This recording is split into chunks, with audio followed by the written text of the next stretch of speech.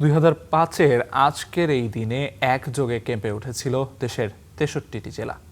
ঘণ্টার ব্যবধানে বিস্ফোরিত হয়েছিল 500-র বেশি বোমা। তবে 21 বছর পরও শেষ হয়নি মামলার বিচারিক কার্যক্রম।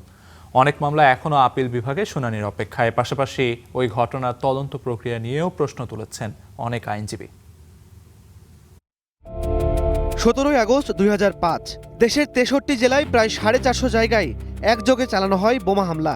লক্ষ্য ছিল আদালত, বিমানবন্দর, মার্কিন দূতাবাস থেকে শুরু করে জেলা প্রশাসক ও পুলিশ সুপারের কার্যালয়। তখন চট্টগ্রামের অতিরিক্ত মহানগর দায়রা জজ ছিলেন শাহজাহান সাজু। জানাচ্ছিলেন সেদিনের অভিজ্ঞতা। চিটাগাং কোর্টটা তো পাহাড়ের উপরে, তা আমরা নিচে থেকে পাহাড়ের উপরে উঠতেছি কোর্টে। তো ওঠার পথে মাঝামাঝি জায়গায় বোমাবাজির যে আলামত সেটা আমরা দেখলাম।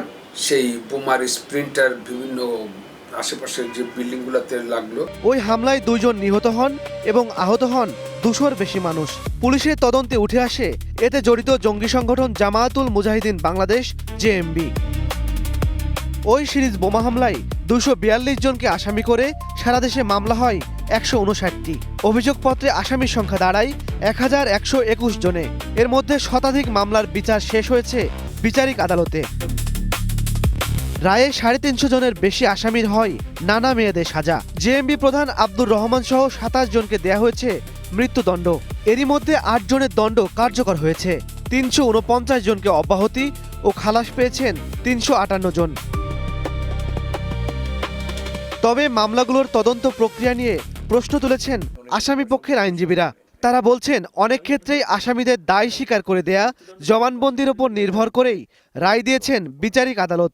আপনি একজনকে নিয়ে তাকে রিমান্ডে নিয়ে তাকে টর্চার করলেন এবং আপনার তাকে পরে কোর্টে এনে হাজির করলেন।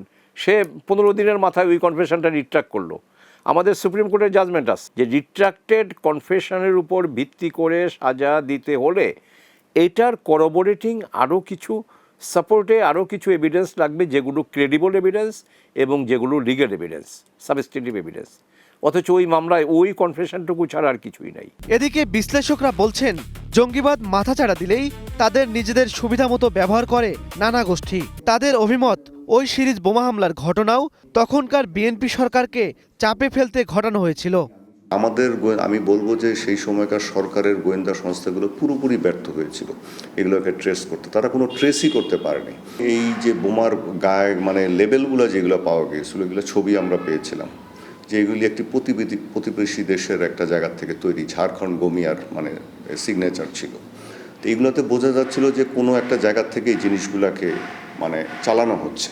বোমা উদ্ধারের সাম্প্রতিক ঘটনাগুলোকে বিচ্ছিন্নভাবে না দেখে 17 আগস্টের সমন্বিত হামলার মতো একই ছকে গাথা বলেও মনে করছেন নিরাপত্তা বিশ্লেষকরা। বলছেন এখনই সতর্ক না হলে আছে বড় ক্ষতির শঙ্কা। ইমন মাহমুদ, স্টার নিউজ, ঢাকা।